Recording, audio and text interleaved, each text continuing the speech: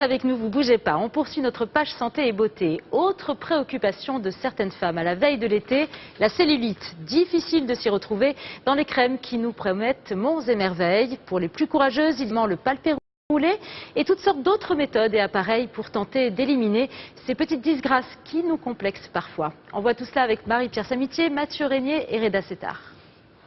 Les fabricants de cosmétiques et leurs distributeurs l'ont compris. Les femmes combattent la cellulite avant l'été, à tout prix et avec des objectifs précis. C'est toujours au niveau des cuisses, l'extérieur, l'intérieur des cuisses et puis un petit peu le ventre. Non, la cuisse. Moi, c'est surtout les cuisses en fait, sur lesquelles j'aimerais que ça fonctionne, quoi. Tous ces crèmes qu'on fait voir maintenant, je me souviens pas des noms, mais j'ai tout essayé et ma cellulite elle est bien là et elle part pas. Les crèmes formulent bien des promesses. Cependant, il faut bien les utiliser. C'est à faire régulièrement, matin et soir. Et surtout, ce qui est très important, c'est les massages. Les massages et pour comment faire pénétrer la crème. Outre les crèmes, les femmes plébiscitent la méthode du palpé roulé pour lutter contre la cellulite et ses différentes formes. Il y a en fait 3 sortes de cellulites. Les cellulites fibreuses, qui sont plutôt peau d'orange. Les cellulites graisseuses, c'est plutôt des zones localisées de graisse, mais même chez une femme mince. Et puis les cellulites aqueuses, ce sont les cellulites avec rétention d'eau. Mais là, c'est beaucoup plus souvent dans le bas des jambes vers les chevilles. Un résultat satisfaisant pour cette cliente. Les régimes n'ont pas réussi à venir à bout de cette peau d'orange. Donc le fait aujourd'hui d'avoir trouvé une technique qui me permet vraiment de corriger ce petit défaut supplémentaire et d'optimiser ma silhouette, je suis ravie. De plus en plus d'appareils proposent d'appliquer cette méthode à la maison, à tous les prix. Ils ont été pour certains testés par 60 millions de consommateurs.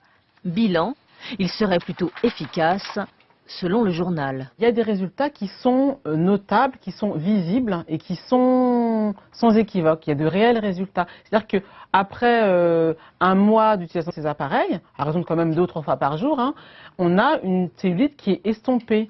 Cependant, aucune étude scientifique ne valide la plupart de ces appareils. Chaque fois qu'on veut entreprendre une étude, immédiatement un nouvel appareillage sort, une nouvelle technique sort, et donc ça ne permet pas de laisser le temps en fait aux équipes médicales d'entreprendre des études qui sont, on le sait, très longues, très difficiles à mettre en place. Pour vaincre la cellulite, tout est permis. Ça serait de la peau d'orange, ça. Pédaler dans l'eau 2 fois par semaine, à raison de 8 séances. Résultat. Alors, il y a un mois, tour de taille 81 cm, maintenant 67,5. Ou encore cet appareil récent qui propulse de l'oxygène dans l'épiderme. Une alternative au fameux massage palpé roulé qui reste une valeur sûre. Margot, on peut dire que la minceur, c'est vraiment un marché énorme. Et oui, un marché juteux, Sophie. Selon un cabinet, il pèse aujourd'hui en France plus de 3,5 milliards d'euros. Alors, qu'est-ce qui séduit le plus les Français? D'abord, les produits allégés. Je parle par exemple des yaourts 0%. Ils restent sur la première marche du podium, mais leur vente baisse, à l'inverse des services de coaching qui se développent. Application sur Internet, coaching à distance. On l'a vu dans l'un des reportages, les consommateurs en sont friands. Enfin, en 3e position, Sophie, les compléments alimentaires minceurs. Draineurs, coupe-faim ou autres brûle-graisse. On les trouve souvent sous forme de gélules dans les pharmacies ou les parapharmacies. Pour tous ces compléments, les ventes se maintiennent mais n'augmentent plus, tout comme les produits allégés, on l'a vu. Pourquoi? Car les Français sont désormais méfiants. Ils doutent des promesses qui sont faites. Margot, ont-ils raison d'être méfiants?